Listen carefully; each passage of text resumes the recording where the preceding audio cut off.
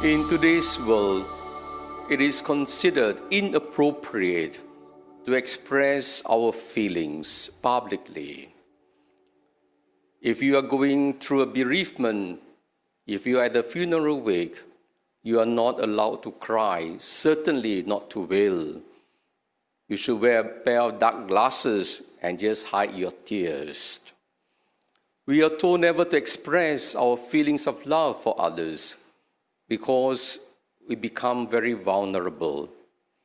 And so society wants us to hide our feelings, whether of grief, whether of joy, whether of love.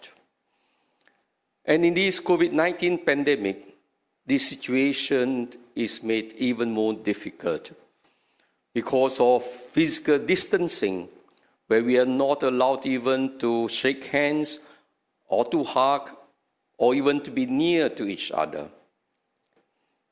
Many people use technology to express their feelings, their personal feelings, to people whom they will never do it in front of them. And there are many people who express negative feelings using pseudonyms.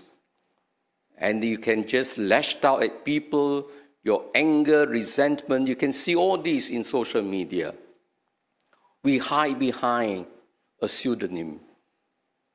And that is why using technology can actually make us even more impersonal and depersonalizes us. So there is the danger, my dear brothers and sisters. And yet the truth is, what makes us really happy in life? Have you ever asked yourself? It is feelings. The thoughts that we have, positive thoughts, give rise to positive feelings. Joyful thoughts, joyful feelings. Negative thoughts, feelings of anger, resentment. And so, happiness in life, therefore, has to do a lot with feelings. How you feel about yourself. In fact, the happiness of a person is all dependent on his memories, because the memories will bring about the feelings. That's the reason why when we are not in touch with our feelings, this is where the great danger lies. Many of us are afraid to acknowledge our feelings of love, of attraction, of temptation. If we are not acknowledging our feelings, then one day the monster in us will take control over us. And then you will end up in a worse situation. When we are liberated from our past, liberated from fears of acknowledging our past, only then we can move forward.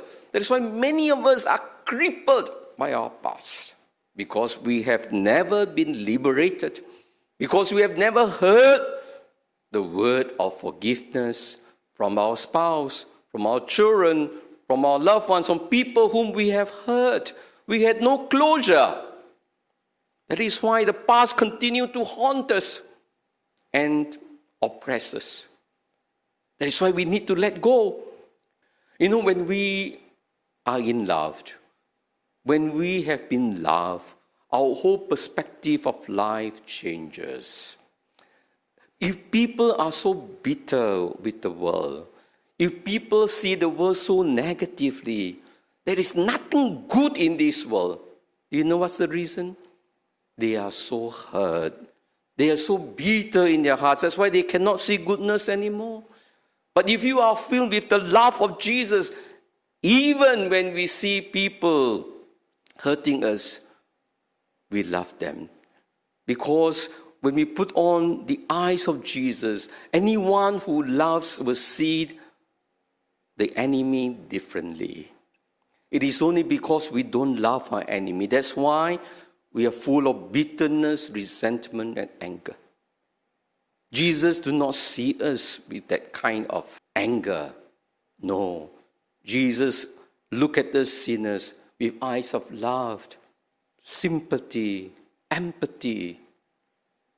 I pray, my dear brothers and sisters, that you too will fall in love with Jesus.